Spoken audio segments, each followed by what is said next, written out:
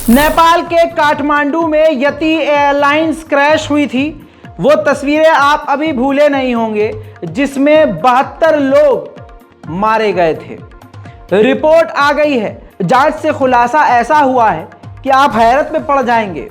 पहली रिपोर्ट से खुलासा ये हुआ है कि लैंडिंग करने से पहले फ्लैप गियर उठाने के बजाय इंजन का लीवर गिरा दिया था। पायलट ने, आसान कर देता हूं, पायलट ने फ्लैप खोलने के बजाय इंजन का ही बटन दबा दिया था, इंजन बंद कर दिया था। और ये जानबूझकर नहीं किया। कहा यह जा रहा है कि ये गलती से हो गया, क्योंकि जब फ्लाइट का पूरा कंट्रोल पायलट ने खो दिया तो एयर ट्रैफिक कंट्रोल विभाग को 2 बार पायलट ने बोला कि इंजन रेस्पॉन्स नहीं कर रहा है। मतलब इंजन, अब आपको इस पर हंसी आएगी लेकिन सोचिए, एक गलती की वजह से, पायलट की एक गलती की वजह से 72 लोगों की जान चली गई मेरे दोस्तों। खुलासा हो गया है, बड़ी रिपोर्ट है और अभी और भी रिपोर्ट्स आना बाकी है। एक्सपर्ट ने यह भी कहा है कि जब हमने जहाज के मलबों की जांच करी तभी हमने देखा कि वो लीवर गिरा हुआ था जिसको ऊपर होना चाहिए था, यानी इंजन ऑफ हो गया था। पायलट ने गलती से इंजन ऑफ कर दिया था, जिसके बाद पूरी तरह से, जाहिर सी बात है, उड़ता हुआ जहाज हो, इंजन तुम बंद कर दोगे तो होगा क्या। खैर, इस रिपोर्ट ने काफी बड़ी सनसनी मचा दी है। यति एयरलाइंस यानी यति एविएशन पूरी दुनिया में नेपाल की जो एयरलाइंस है सबसे घटिया मानी जाती है, क्योंकि सबसे ज्यादा हादसे यहां होते रहते हैं। उधर चाइना का एक बहुत बड़ा बैंकर लाओ फैन नाम का एक बड़ा बिजनेसमैन, भ्रष्टाचार के मामले में इससे पूछताछ चल रही थी पिछले कई महीनों से। अचानक वो लाओ फैन गायब हो गया है, लापता हो गया है, फरार हो गया है। अब मेरे दोस्तों 50% उसकी कंपनी के शेयर गिर गए हैं और कंपनी का और परिवार वालों का कहना है कि वो अनरीचेबल है, हमारी पहुंच से दूर है, मिल नहीं पा रहा है, मालूम नहीं है कि कहां गया। जाहिर सी बात है, ऐसा लग रहा है कि ये चीन का अदानी है। माफ कीजिएगा, तबा अदानी नहीं, अदानी तो अभी यहां मौजूद है।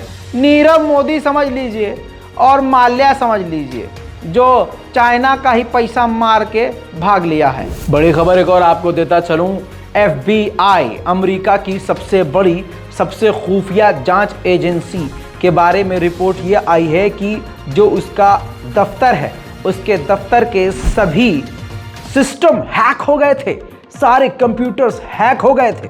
CNN को ज़्यादा जानकारी FBI ने नहीं दी है, लेकिन कहा यह जा रहा है कि FBI को तगड़ा झटका लगा है दोस्तों।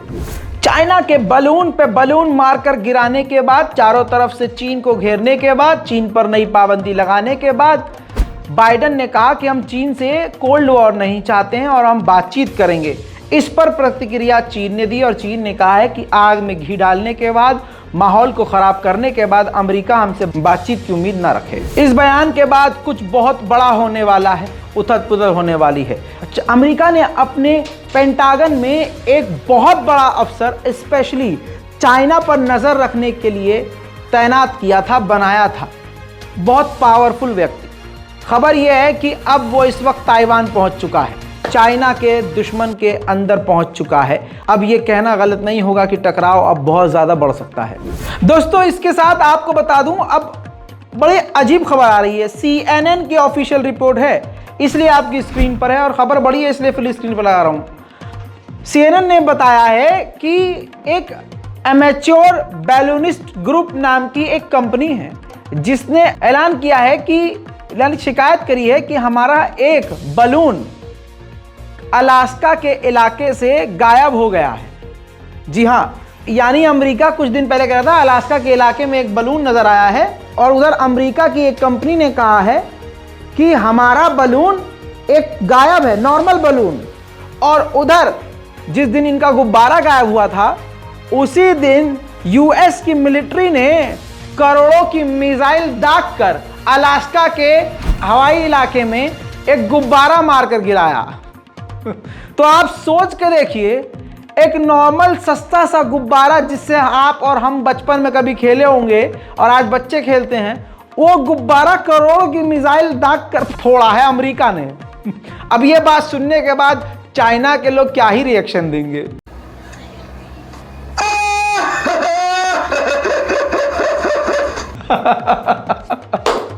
अरे भैया, इसीलिए अमेरिका ने कहा था हमको मलबे में कुछ ऐसा मिला नहीं है, और ऐसा कुछ मिला भी है तो उसकी जानकारी देने लायक ही नहीं है। अब रबड़ के अलावा उसके अंदर निकलेगा क्या। उधर देखिए, रॉयटर्स ने साफ लिख दिया है। रॉयटर्स ने लिखा है कि भारत में अमेरिका ने अपना F-35 विमान और परमाणु बॉम्बर भेजा ही इसीलिए है ताकि दुनिया का ध्यान रशियन हथियारों से और भारत और रूस की गहरी दोस्ती से हट जाए। देखिए दोस्तों, जो मैंने कहा था वो खुद रॉयटर्स ने भी लिख दिया। आप बताइए हम क्या करें, आप हमारी बात पर यकीन नहीं करते। बहरहाल आगे बढ़ते हैं। उधर दोस्तों, साउथ कोरिया और अमेरिका ने न्यूक्लियर ड्रिल का ऐलान कर दिया, और आप जानते हैं चाइना और नॉर्थ कोरिया के खिलाफ ये काम किया जा रहा था। ऐसे में नॉर्थ कोरिया ने फाइनल वार्निंग दे दी है, जिससे हड़कंप मच गया है। नॉर्थ कोरिया ने क्लियर कह दिया है कि ये आखिरी चेतावनी है, इसके बाद हम जवाबी कार्रवाई करेंगे। उधर पाकिस्तान के बारे में एक बड़ी जानकारी बता दो। पाकिस्तान के कराची पुलिस हेडक्वार्टर में टीटीपी के 8 से 10 आतंकवादी घुसे, पुलिस कर्मियों पर गोलीबारी करी, कई पुलिसकर्मी घायल हुए और कई घंटे तक ये ऑपरेशन चला। इस ऑपरेशन के बाद खबर ये है कि 4 से 5 टीटीपी के आतंकवादी ढेर हो गए और कई पाकिस्तान पुलिस के कर्मी घायल हैं। अब आपको सोचना ये है, समझना ये है कि आप कहते हैं कि रज़ा भाई पाकिस्तान के बारे में कोई ब्रेकिंग न्यूज़ नहीं देते। पाकिस्तान में अब कुछ ब्रेकिंग नहीं रहा, पाकिस्तान में अब ये आम हो गया है, हर दिन हो रहा है।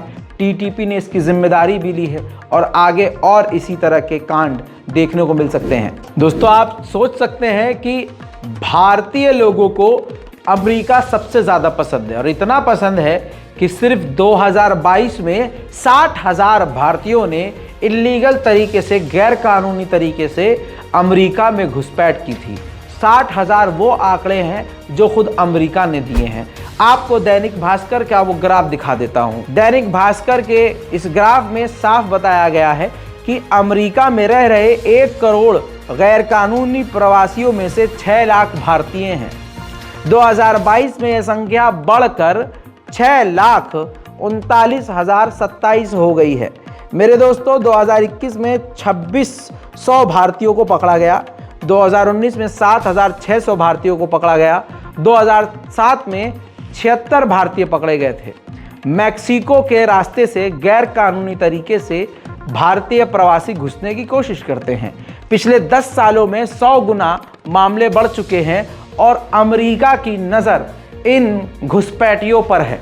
जो भारत में मुसलमानों को घुसपैठिया कहते हैं, आप खुद देखिए कि ये खुद अमेरिका में घुसपैठ कर रहे हैं और अमेरिका में ये रिपोर्ट आ चुकी है। तो इससे भारत का कितना बज रहा है आप समझिए। इंटरनेशनल प्राइम टाइम का ये पार्ट 2 आपने देखा। इस पूरी रिपोर्ट पर अपनी राय कमेंट में ज़रूर लिखिए। चैनल को सब्सक्राइब कीजिए। जय हिंद।